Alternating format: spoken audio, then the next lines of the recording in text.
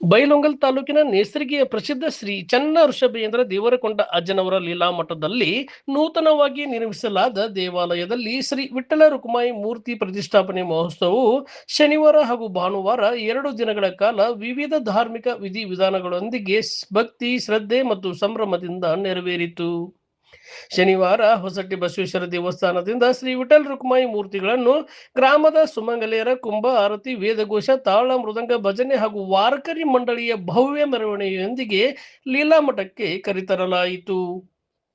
ಬಳಿಕ ಪೂಜೆ, ಪುಣ್ಯಾರಾಧನೆ, ಸ್ಥಳ ಶುದ್ಧಿ, ವಾಸ್ತುಶಾಂತಿ, ಹೋಮ, ಆದಿವಾಸ ಪೂಜೆ, ದಿಕ್ಪಾಲಕರ ಬಲಿ, ಹರಿಪಾಠ, ಪ್ರವಚನ, ಕೀರ್ತನೆ, ಜಾಗರಣೆ ಹಾಗೂ ಜಲಾದಿವಾಸ, ಪುಷ್ಪಾದಿವಾಸ ಮತ್ತು ಧ್ಯಾನಾದಿವಾಸ ಸೇರಿದಂತೆ ವಿವಿಧ ಧಾರ್ಮಿಕ ಕಾರ್ಯಕ್ರಮಗಳು ನೆರವೇರಿದವು.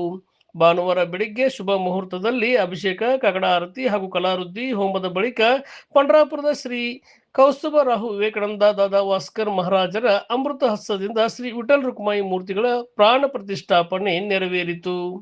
ಇದೇ ವೇಳೆ ವಾರ್ಕರಿ ಮಂಡಳಿಯಿಂದ ಗ್ರಂಥರಾಜ ಜ್ಞಾನೇಶ್ವರ ಪಾರಾಯಣದ 9 ಮತ್ತು 12ನೇ ಅಧ್ಯಾಯಗಳ ಪಠಣ ನಡೆಯಿತು. ನಂತರ ವಿವಿಧ ಶರಣರಿಂದ ಪ್ರವಚನಗಳು ಜರುಗಿದವು. ಕಾರ್ಯಕ್ರಮದಲ್ಲಿ ಹನವಟ್ಟಿ ಹಿರೇಮಠದ ಬಸವಲಿಂಗ ಶಿವಾಚಾರ್ಯರು, ದತ್ತವಾಡದ ಋಷಿಕೇಶಾನಂದ ಮಹಾರಾಜರು, ನೇಸರಿಗೆ ಮಲ್ಲಾಪುರದ ಚಿದಾನಂದ ಮಹಾಸ್ವಾಮಿಗಳು ಸೇರಿದಂತೆ ವಿವಿಧ ಮಠ ಸದಸ್ಯರು ದಿವ್ಯ ಸಾನ್ನಿಧ್ಯ ವಹಿಸಿದ್ದರು. ಗ್ರಾಮದ ಮುಖಂಡರು, ವಿವಿಧ ಸಮಾಜಗಳ ಗಣ್ಯರು, ವಾರ್ಕರಿ ಮಂಡಳಿಯ ಸದಸ್ಯರು ಹಾಗೂ ಸುತ್ತಮುತ್ತಲಿನ ಗ್ರಾಮಗಳ ಸಾವಿರಾರು ಭಕ್ತರು ಭಾಗವಹಿಸಿ ಕಾರ್ಯಕ್ರಮಕ್ಕೆ ಮೆರುಗು ತಂದರು. ಇದೇ ವೇಳೆ ಸಾವಿರಾರು ಭಕ್ತರಿಗೆ ಮಹಾಪ್ರಸಾದ ವಿತರಿಸಲಾಯಿತು.